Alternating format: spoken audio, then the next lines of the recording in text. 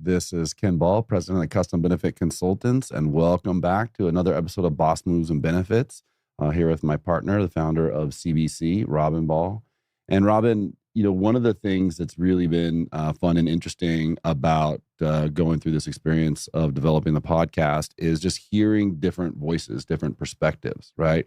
So we've had in some of our large group employers, we've had in folks from pharmacy benefit management. We've had a lot of our own staff. We've talked to third-party administrators.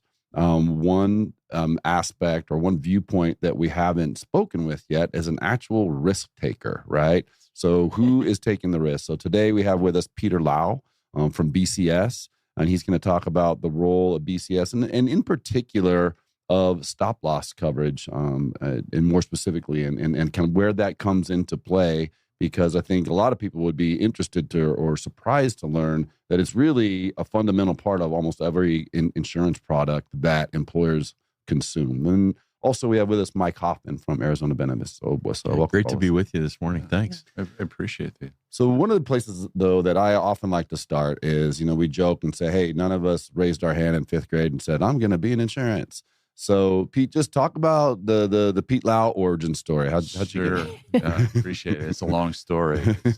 I'm pretty old, but I grew up in Central Illinois on a farm, and at most of my life, I really thought about just being a farmer, and I was pretty good in math, and kind of worked my way, and I went to a junior college, and eventually I was like, all right, we want to take the next step, so I went to university, Northern Illinois University, and they didn't have an engineering program, but I majored in math and I majored in physics. And when I graduated from the university, I got a job, kind of like an engineer. Did that for a while, and it was pretty boring. I was just doing math type calculations on steel loads and concrete loads, and I had a buddy that got a job at Prudential Healthcare at the time, and they were probably the largest, I would say, national carrier in the country. Mm-hmm. And he's like, "Hey, they're looking for some good salespeople, and they're willing to take a chance." And I was just like, I went back and at that time I was going to get married, and I'd been like talk to my girlfriend, my wife now for 30 some years, and I'm like, "Hey, what's your thoughts?" And she's like, "You know what? Give it a go, give it a chance. You're always kind of a salesy guy, with, a pretty good aptitude for math." So I gave it a shot. And that was, it'll be 32 years ago in November. Wow. That I got into the insurance business, but more of the healthcare space of insurance. And I was there for 6 years. And then Prudential said, "You know what? We're not going to be in this space anymore. We're a life insurance company. We're going to move on." They sold to Aetna. So there was like a whole bunch of moving parts. If you stayed with Aetna, there was like a non-compete that was part of that program. And the good thing about it was, obviously, a lot of people in the space, and a buddy of mine was at Trustmark, and he's like, "Hey, you should come up to Trustmark." And there's a further drive as opposed to like I'd take the train into the city. Prudential's in downtown Chicago. Now I had to drive to the North Shore. The great thing about Trustmark is I get to meet this guy. Yeah. And so I was in the group division for about a year, but I met the Hoffman, and it was a good, the Hoffmeister I usually refer to him. But I was there. I was in the group division about a year, and we sold self-funded. That's really I really got my base. I should probably just rewind.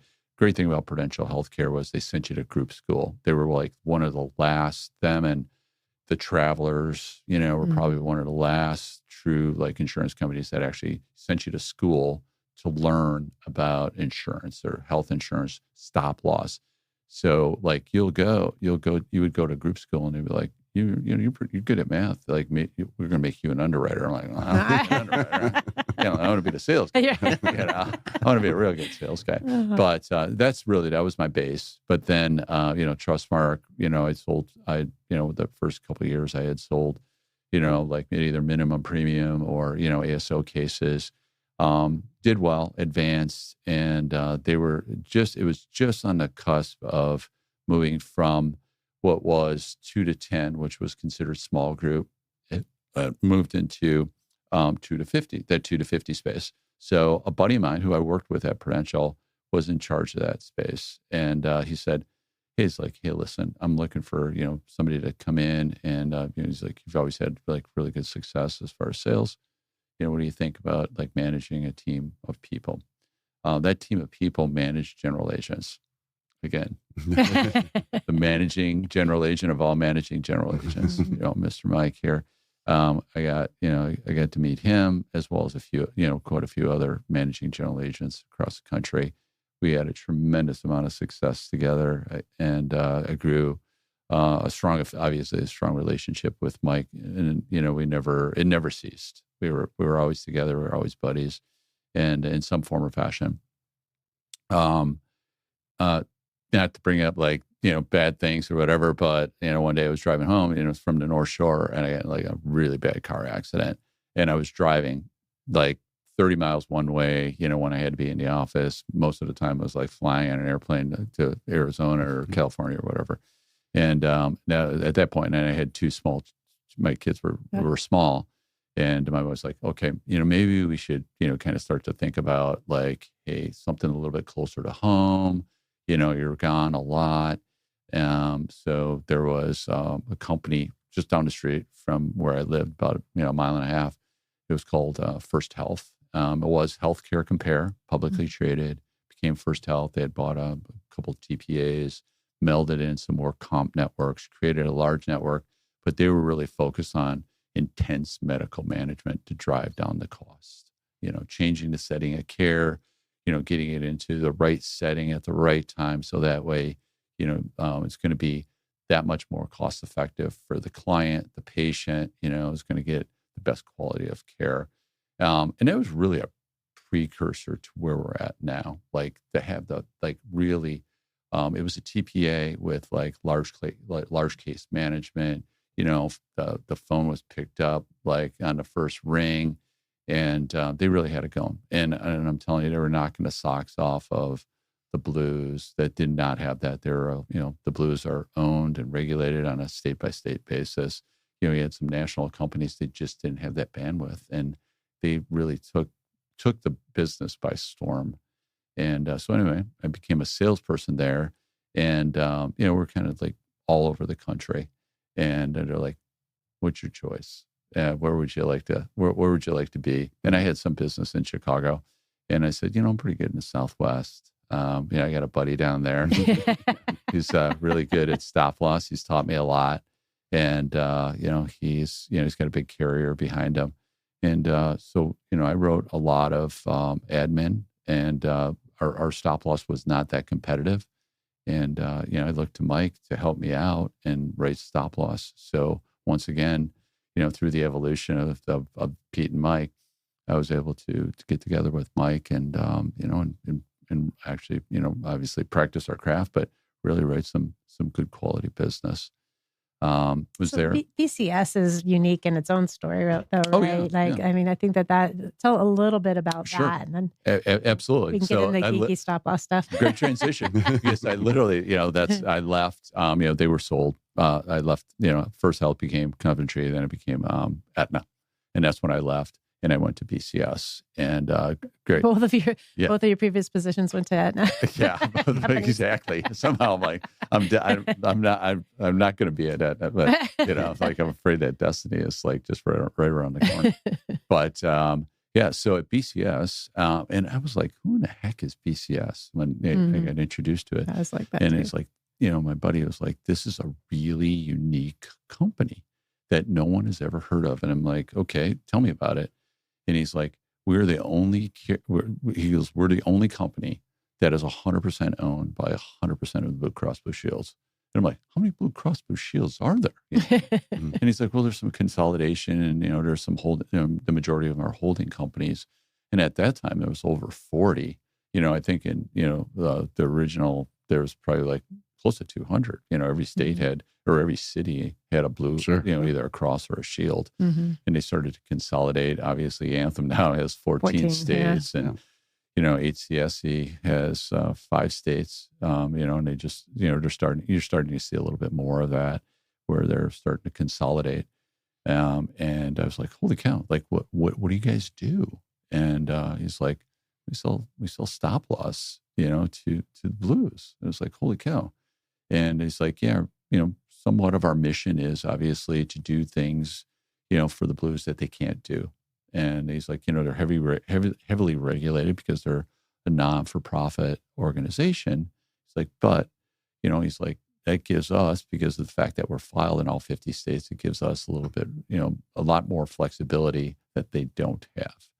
And so I started calling on blue plans and getting out to know blue plans. And there was a lot of, you walk into a blue plan, they didn't know who we were, even though that everybody We still don't. They still don't. They still don't, right? Let's be fair. If you get a couple, you get back beyond the initial layer, a lot of people don't know who we were. And the fact that, it's been around for 75 years. It's just shy of the cross and shield for how long they've been together. And so, things started to change. And one of the first things I asked the underwriter when I walked into her office, and I said, where's the brokers? And, I got a couple of buddies that, and I've got a ton of relationships, because that's I've been measuring my success on the amount of business I sold through all the consultants and the brokers. And they're like, we don't work with brokers. We don't work with consultants. I'm like, you got to be kidding me. I'm like, they're the ones that own the business. And they bring you the distribution channel. Their distribution channel. And that was literally, I call it 15 years ago. In that time, in the last 15 years, the majority of our business is done through broker and consultant relationships in the commercial stop loss space. We've grown from, a company that, probably was doing $100 million to, now we're $1 billion company, and probably $450 million worth of. So just translating that, depending upon the viewership, so to speak, for you, it's transitioning from your customer being a commercial health plan, right? Like Blue Cross Blue Shield of name your state, to traditional self-funded employer that's supported by a consulting relationship. So, it's funny, because when you're dealing with the blue, we were dealing, or we do deal with the blues, you're not dealing with salespeople. You're not dealing with, you're dealing with underwriters. So, they're looking at, let's face it, they're certainly not the carrier of last resort, but, they're so big and they dominate and they have a lot of revenue. So they look at their stop loss was always an accommodation, because they have a relatively high price point when it comes to their ASO fee. Their membership drives huge discounts that transforms to obviously a savings, and that other carriers don't have, and they can dominate that market space. So they never looked at it as a profit and loss, and we're owned, and we managed to a profit and loss standpoint. And so then they started to look at it differently. And they said, how can we be, in more spaces? How can we do more ASO? Because, they wanted everything fully insured, but, companies were going, I want to break this apart. The consultant's you're wasting a whole ton of money here. There's a lot of margin in a fully insured premium. A lot of margin. We got to start to break this apart. And then you started to see that evolution where they started to move into and start to transform more into that call it the commercial space. Yeah. We were already there. And so we were helping them lead that charge. But, then we also started to realize there's some blues Anthem, they're a commercial stop loss carrier. HCSC wants to be a commercial stop loss carrier, and they have stop loss, but they still come to us in unique situations where, and it's a really weird world how the blues work, because you're going, Well, I always thought there was one Blue Cross, right? Yeah, right. There's, now there's 34, but they have a license state by state. Yeah. Insurance is regulated state by state. That's how their stop loss is filed.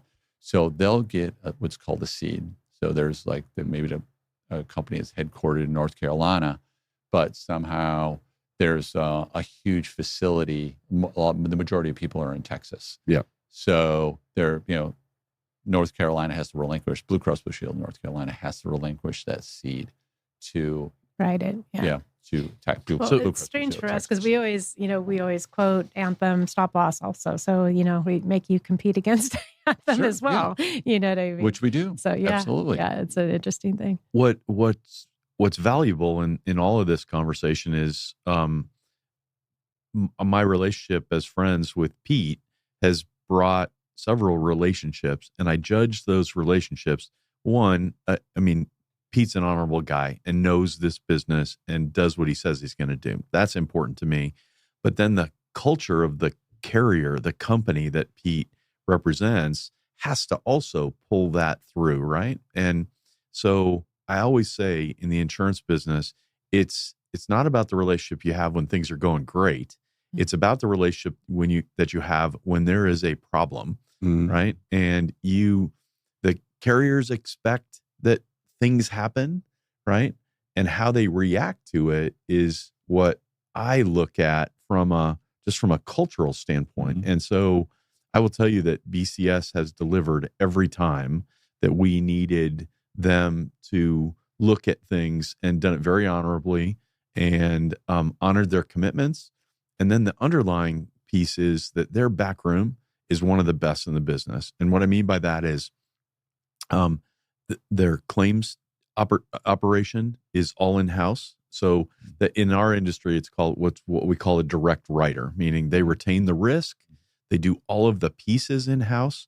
So when I call Pete with a problem, and I say, CBC has an issue, no fault of yours, but maybe the claim didn't get processed. That was a good one. That's right.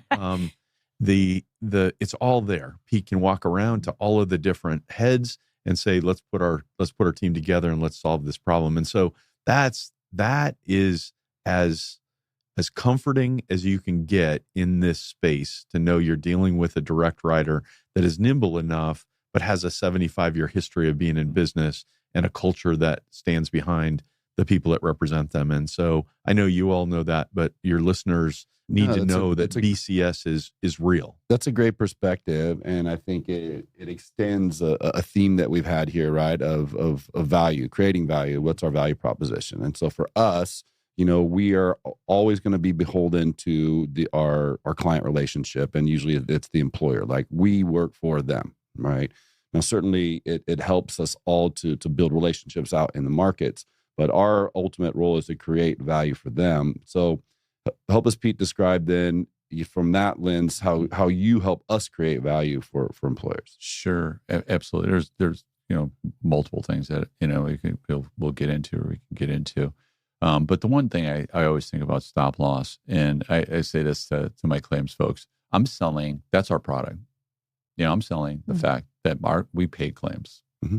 Bottom line, you can pay all the premium in your world, and then if all of a sudden it's like I stop and I'm starting to audit claims and dragging that out, who's at jeopardy?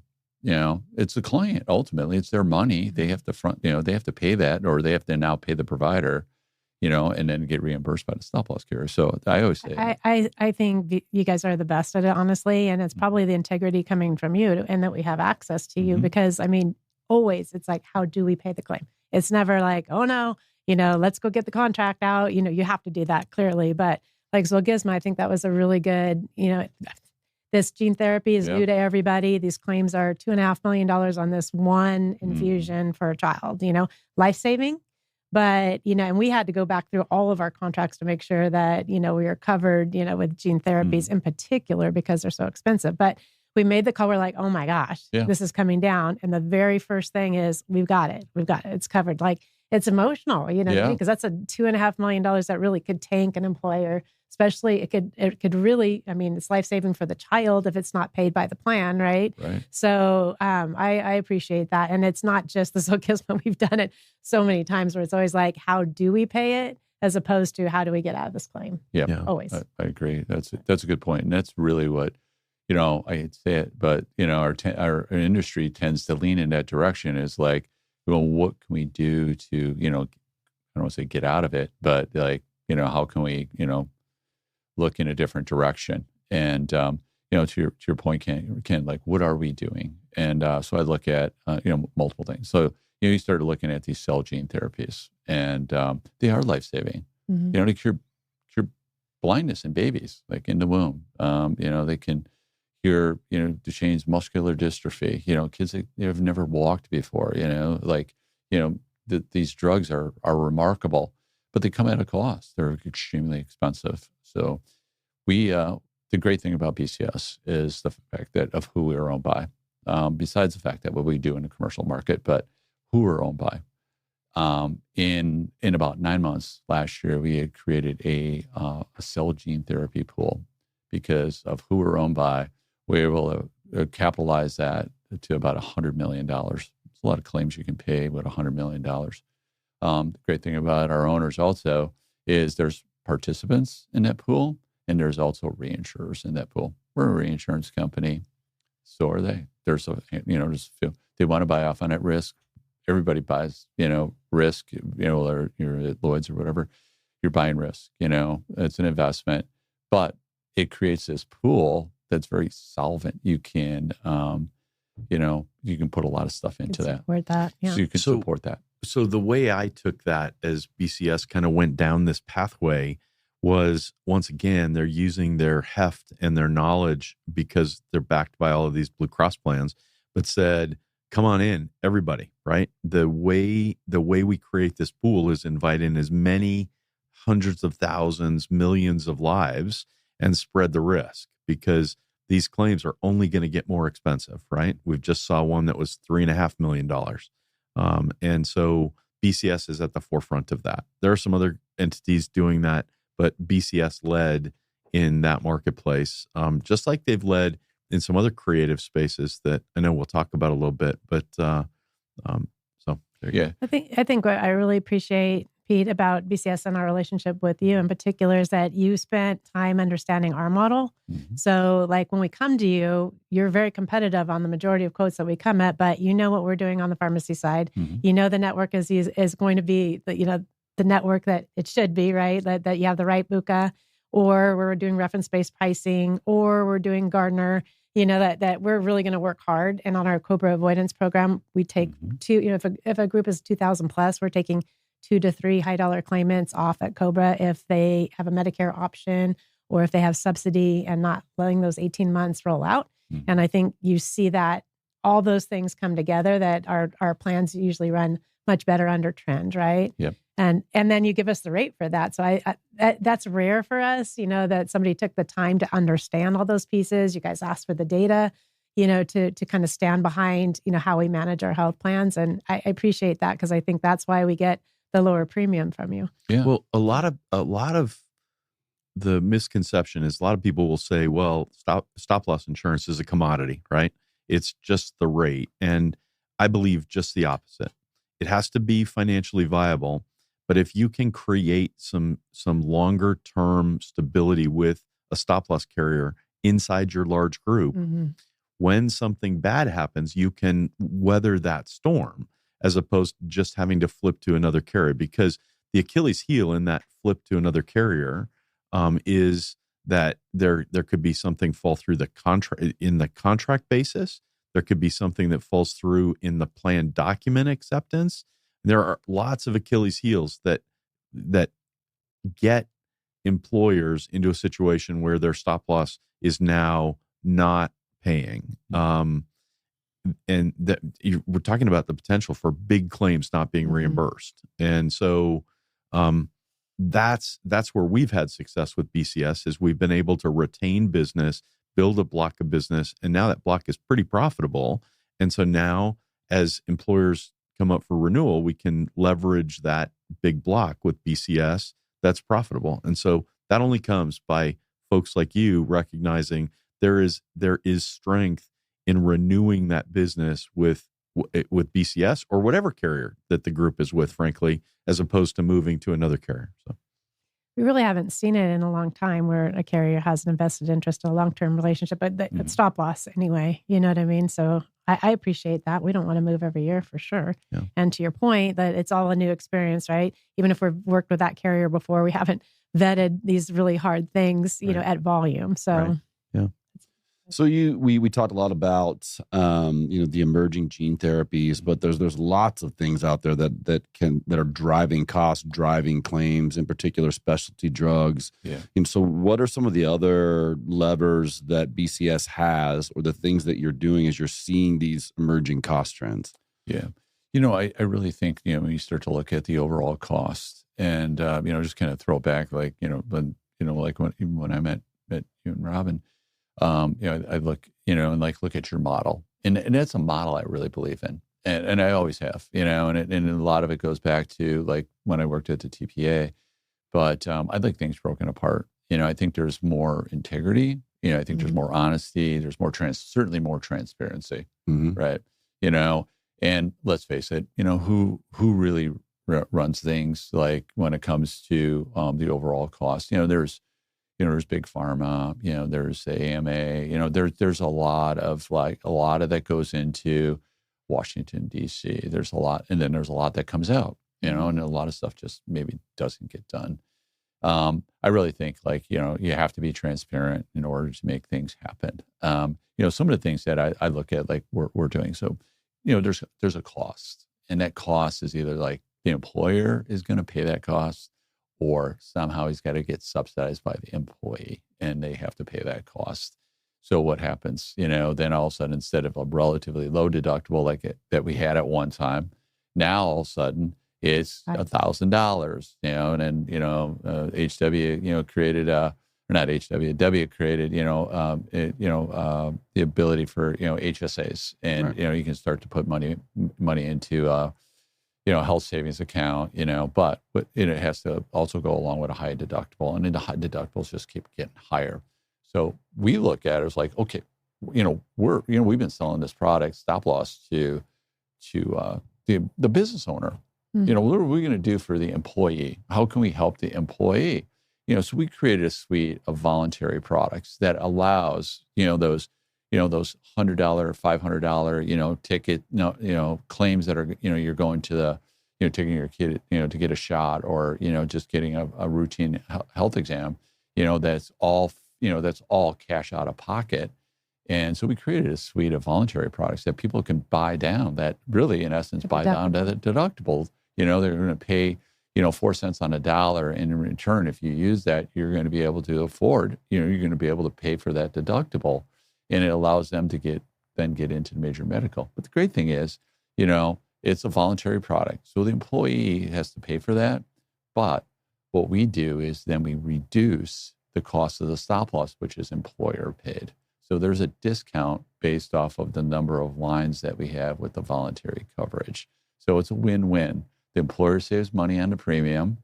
We look at it, we're looking at things a little bit differently. So we're breaking that out. Yeah, and then the employee is a win-win situation. So they're paying less for their deductible, in essence, a little bit in premium, but they're getting the ability to, cover those costs. Well, and you guys know this because you've used this strategy.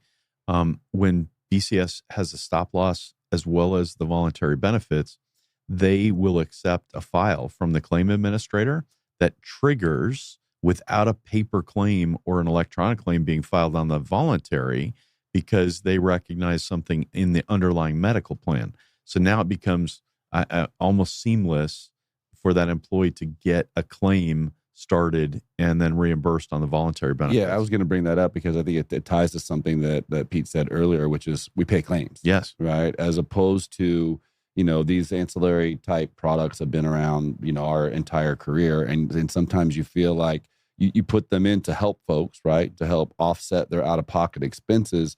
But there's also kind of an underlying perception that they really don't want to pay the claims, right? They're kind of hoping you forget about it, you never submit it for reimbursement, and it just becomes a high margin, product for them. Yeah. So kind of underscoring, what you just described, Mike, is by creating this integration between BCS and the TPA that's paying the medical claims, where we are creating the mechanism by which those claims can be paid, and we are then helping folks, as Pete described. I agree 100%.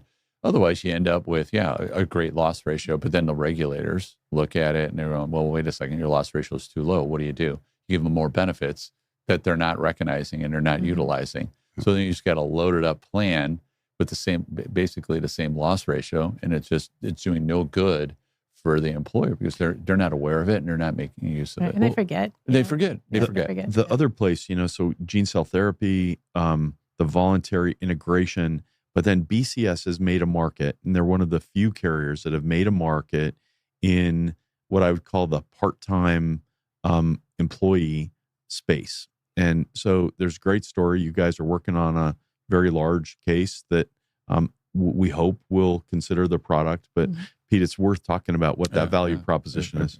I appreciate that. Yeah, we've been doing this for a long time, and I never realized it because we always had a general agent that was in charge of it, and we've been expanding. We've got one of the I would say the largest food chain. A couple of golden arches that part of that program. Yeah. So we've got some big brand as far as clients go, but the big thing there too, again, it's there's especially in like the gig community out there, the Uber drivers. There's a lot of part-time employees, and even like restaurant hospitality. There's just a whole lot of part-time employees, or they're working multiple jobs, they're doing creative things like this, and there's just not benefits out there for these folks. You have to have a minimum. And the product is not a self-funded product, so it's not unlimited risk. It's a fixed price. Can be a part of it paid by the employee, or all of it paid by the employer, but it gives a meaningful benefit for medical coverage to an employee that wouldn't be eligible for the traditional employer major medical plan. And so, again, BCS has made a market in this. They're one of the largest in the country. From our perspective, and with the clients that we've had conversations with about it, they view it as what we would call like a headline opportunity, right? So the challenge of recruiting and retention for talent acquisition folks is ongoing, right? And so for the large employer to be able to say, do you have a benefit for part-time employees? Yes. Right. So that in and of itself has a lot of value from the employer's perspective. Yeah, right. So I want to take the conversation somewhere else, if we can, a little bit, which is that, one of our themes is value creation. Our partner, or we've worked closely with Costco in the creation and delivery of the CBC Health Insurance Marketplace for Costco members. And so one of the things that we were able to do in working closely with you both was, leverage the savings that we're getting through the transparent PBM model with Costco Health Solutions and the processor Navitus, and seeing that is real and that it delivers and that it's consistent, sharing that data with BCS, and then based upon that, creating a stop-loss coalition via our marketplace. So as we developed that, the first thing that we said was that it had to be open to any broker and consultant. So even though you helped us build it, it's available to everyone. Costco wanted to make sure that larger groups that use their PBM opportunity could access that. And so we made that happen with BCS. But more importantly, we defined real savings terms that go without objection to the underwriting team. So, and it manifests itself as about a 10% savings in the claim side impact. So aggregate claim factors, if you will, and a 5% savings in the fixed cost, right? So that's where the underwriter starts. They take that off and then they do that work. And that was one meaningful from a trying to achieve Costco's directive, which is create the best economic opportunity. But then you also get this great carrier behind the scenes that pays the claims, and all of the reasons that we do business with BCS. So we've had good success with that, and encourage folks that are listening to ask you or ask their broker about the Costco Stop Loss Coalition. I think on that, what's really great for any consultant, right, is that you're going in and you're seeing a group. Like we just got a group, Curana, last year. Right. They're growing, very quickly. And we saw huge opportunity for savings on the pharmacy side. We thought that we could save them $500,000. But on the stop loss side, you were rating that as if you know what's going to happen. You trust our numbers. And year to date, it's 1.5 million savings over last year. Yeah. So I think that that's good because you recognize, what value that is, and you can do it before we even have the risk, so. Well, we had another partner in here, Lisa Hodson from Allied National, and she said something that kind of struck with me, which is that she was proud of the fact that the work that we've done together in support of the CBC Health Insurance Marketplace for Costco members, that has just been done in a transparent fashion and with integrity, right? And that we just don't always see that in our business. On one of our prior episodes, I said, there's a lot of hands in the cookie jar, but you won't find ours, so to speak, right? Yeah. And so She said dirty hands. So I think it speaks to the essential mission of Costco, which is doing the right thing, and that that is our charge always. And so I've been. It's helpful to us and pleasing to us to identify and find partners that see that and believe that and are willing to invest in it. And so from that standpoint, we really appreciate the opportunity to have developed these products together. Yeah. You guys make it easy, I mean, it's, get obviously, getting to know you and getting to know Mike or whatever, but, you said it best. It's integrity. Let's face it, sometimes our industry has the best reputation, but there is a handful of vendors out there, and there's a handful of people that want to do the right thing. And there's a lot of angry people out there, right? Yeah. And but it just people can see that hey, you're transparent with the costs. You've got. You got to reinsure that's taking that into account and pricing it properly. You could leave it in. You could have more margin. Sure. But ultimately, who's the consumer is ultimately the person that's going to have to pay for this. Yeah. No, that's a great perspective, and I want to thank you, Pete, for joining us on Boss Moves and Benefits. Mike Hoffman with Arizona Benefits. Rob, any closing thoughts? No, I just want to thank you too, because I don't think that, the CFOs and CXOs of companies, they don't get a chance to talk to somebody like you. And so just hearing, how you approach it and what the strategy is, I think is really important for our audience to hear. Thank you. Well, and If you know what stop loss is. Ken, I got to tell a funny Pete story. So Pete and I were going fishing up in northern New Mexico, and we were talking about him being a farmer, and he told me, he said, it was either stay a farmer, go into the insurance business, or become a truck driver. and I immediately pulled the truck that I was driving over and said, "You're driving." and that's who drove the rest of the way. So always good to share time with you, Pete. You're a rock star in this business. Thank you. I appreciate it. Thank you guys so much. And I want to thank all of our viewers and listeners for joining us on Boss Moves and Benefits.